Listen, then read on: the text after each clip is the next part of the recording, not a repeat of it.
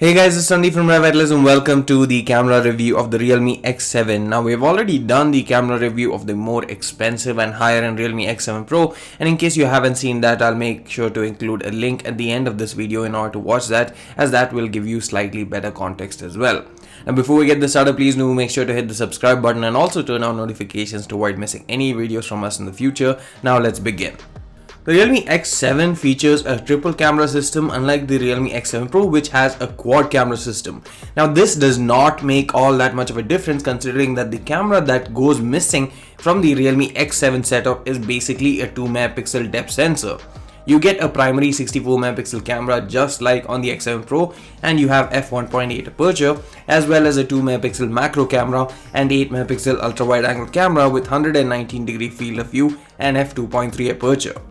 Now I was trying to get some clarity on which sensor was used for the Realme X7, but the same was not available, and considering the fact that they actually highlighted the Sony sensor on the X7 Pro but failing to mention the sensor on this, I think that they have probably gone with a Samsung or OmniVision sensor on this, but that's fine, and the optimization and the overall processing is what matters at the end of the day. Now, like I mentioned earlier, despite the difference in sensors, the overall image quality itself was not all that different compared to the X7 Pro. You got good dynamic range and you got fast focusing as well as a quick shutter speed. Now in terms of similarities, it also featured the same sort of slightly oversaturated photos that the Realme X7 Pro had, and even in terms of sharpness, this too lacked a bit in terms of detail when you pixel peep and look at it, because this also had the same watercolor sort of effect. But again, compared to the X7 Pro, I felt that the X7 actually produced better images in terms of the detailing and sharpness. Now this is not what I expected, especially considering that the X7 Pro is supposed to have the most superior sensor. When it comes to low light photos is where you'll notice more of a difference between the X7 Pro and the X7, because here the X7 does exhibit more amount of noise compared to the Realme X7 Pro.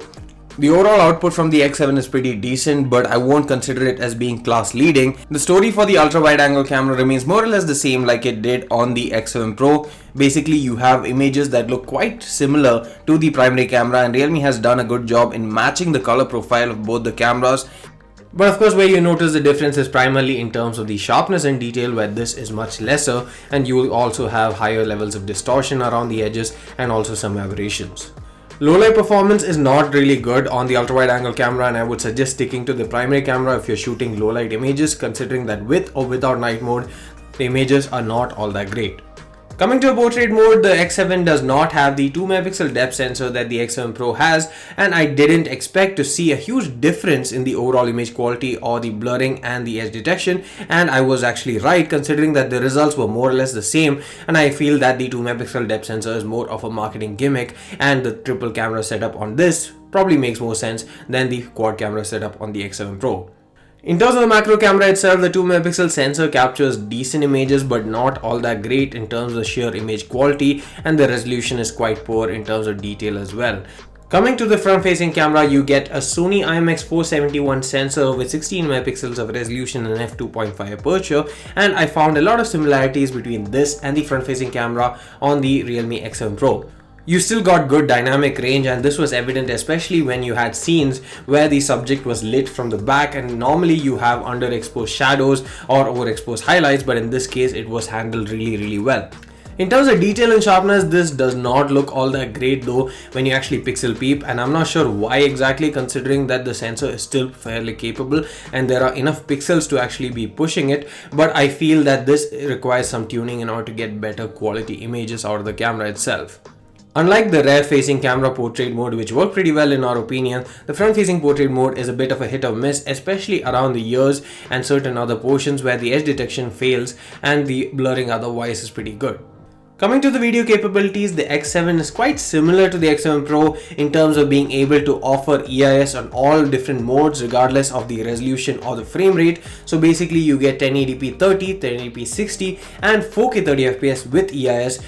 But the difference here is that you don't get a 4K 60 FPS mode, and the other difference is also that the 1080p modes lack a bit of sharpness and detail, while the 4K 30 FPS mode gives that. It does tend to be a bit more oversaturated. Now you also get 1080p 30 FPS mode on the ultra wide angle camera, albeit without EIS, which is a bit weird considering that the chipset, which is the MediaTek Dimensity 800U, is perfectly capable of stabilizing this particular footage. Now, in case you are planning to run or jog or actually shoot videos on the go, you can make use of the ultra steady mode as well, which does a decent job at cancelling out the overall shakes itself. You also get a slow motion mode which captures a 720p in 240 fps and a fairly decent time-lapse mode as well. Now, I might be wrong here, and the only way to prove this is actually by comparing the two devices side by side, but I actually feel that the Realme 7 Pro that I tested during the latter half of 2020 actually was a better camera phone than the Realme X7. I find that the primary camera, the ultra wide angle camera, the front facing camera, and even the macro sensor all a bit lacking, and if you're looking for a camera phone, then I would suggest going for the Realme 7 Pro, or perhaps stepping up and getting something like the Samsung M51, OnePlus Nord, or maybe even going all the way and getting the Pixel 4a if that is your ultimate priority, and of course if you have the budget. Thanks for watching this video. If you have any questions, do let us know in the comment section below. Please don't forget to hit the subscribe button. See you again in the next one.